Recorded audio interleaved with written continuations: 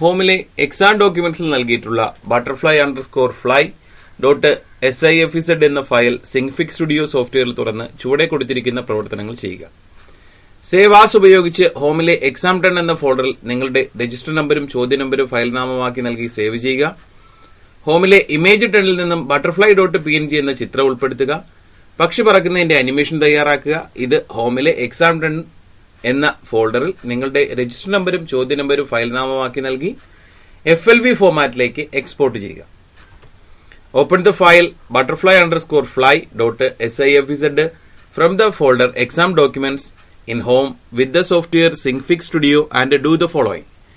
Save the file using the option Save As. In the folder Exam 10 in home with your register number _ question number as file name. Insert the picture butterfly.png from the folder image 10 in home. Prepare the animation of the flying butterfly. Export it in FLV format and save the video in the folder Exam 10 in home with your register number question number as file name. Application graphics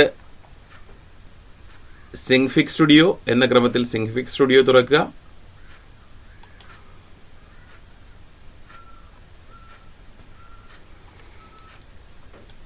file open ക്രമത്തിൽ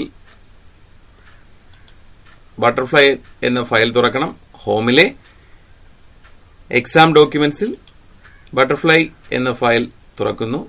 ആ സിങ്ഫിക് file തുറക്കുന്നു.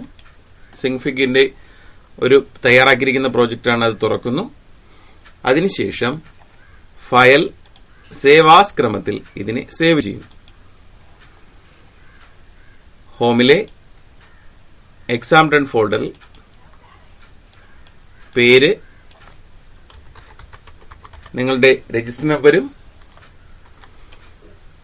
ചോദ്യ നമ്പരും file നാമമാക്കി നൽകി save ചെയ്യുന്നു.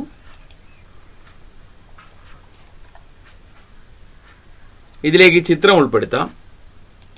File import ക്രമത്തിൽ ഹോമിലെ image 10 ഫോൾഡറിൽ നിന്നും ചിത്രം ഉൾപ്പെടുത്തുക. ഇപ്പോൾ ഒരു ബട്ടർഫ്ലൈയുടെ ചിത്രം വന്നിട്ടുണ്ട്. ട്രാൻസ്ഫോം ടൂൾ ഉപയോഗിച്ച് ആ ചിത്രത്തിൽ ക്ലിക്ക് ചെയ്താൽ അതിന്റെ വലിപ്പവും ദിശയും നമുക്ക് ക്രമീകരിക്കാം.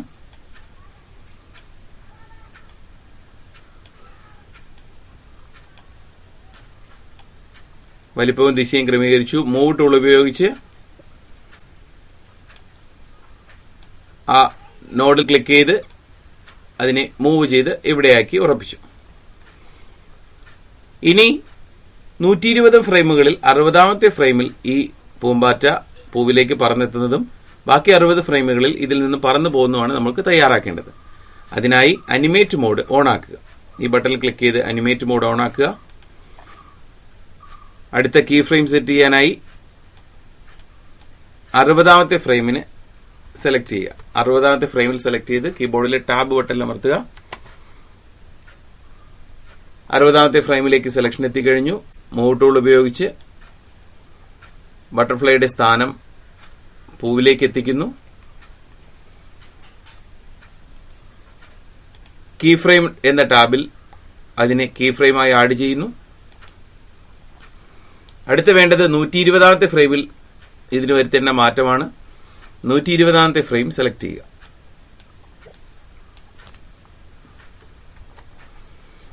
ടാബ് ബട്ടണിൽ അമർത്തുക. 120ാമത്തെ ഫ്രെയിം സെലക്ഷനായി. മൂവ് ടൂൾ ഉപയോഗിച്ച് സ്ഥാനം ക്രമീകരിക്കുക.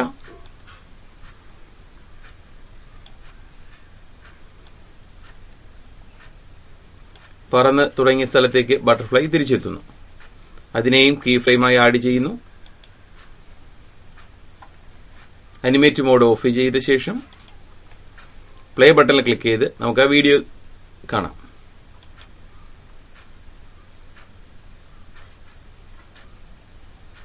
ഇപ്രകാരം പറക്കുന്ന ബട്ടർഫ്ലൈയുടെ അനിമേഷൻ തയ്യാറാക്കാം.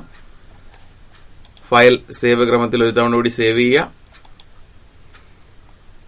ഫയൽ റെൻഡർ ക്രമത്തിൽ ഇതിനെ വീഡിയോ ആക്കി മാറ്റാം. ടാർഗറ്റ് എന്ന ഭാഗത്തെ ചൂസ് ബട്ടണിൽ ക്ലിക്ക് ചെയ്ത്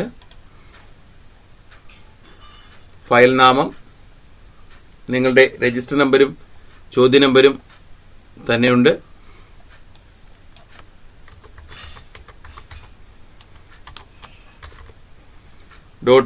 .flv എന്ന വീഡിയോ ഫോമാറ്റ് കൂടി നൽകി ഓക്കെ ബട്ടണിൽ അമർത്തുക. റെൻഡർ ബട്ടണിൽ ക്ലിക്ക് ചെയ്യുന്നതോടുകൂടി അത് വീഡിയോ ആയി റെൻഡർ ചെയ്യാൻ തുടങ്ങുന്നു. റെൻഡറിംഗ് പൂർത്തിയാകുമ്പോൾ റെൻഡേർഡ് സക്സസ്ഫുള്ളി എന്ന മെസ്സേജ് കാണിക്കും. അതുവരെ വെയിറ്റ് ചെയ്യുക.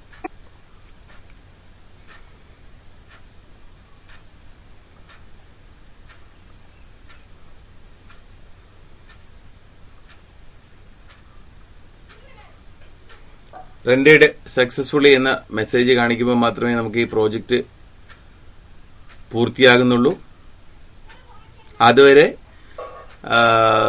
നമ്മൾ കാത്തിരിക്കണം. അതിനു മുമ്പായി ക്ലോസ് ചെയ്ത് കഴിഞ്ഞാൽ പ്രോജക്റ്റ് ഫയൽ റെൻഡേർഡ് സക്സസ്ഫുള്ളി എന്ന മെസ്സേജ് വന്നിരിക്കുന്നത് ശ്രദ്ധിക്കുക. ഹോമിലെ എക്സാം 10 ഫോൾഡറിൽ ആ വീഡിയോ നമുക്ക് ലഭ്യമാണ്.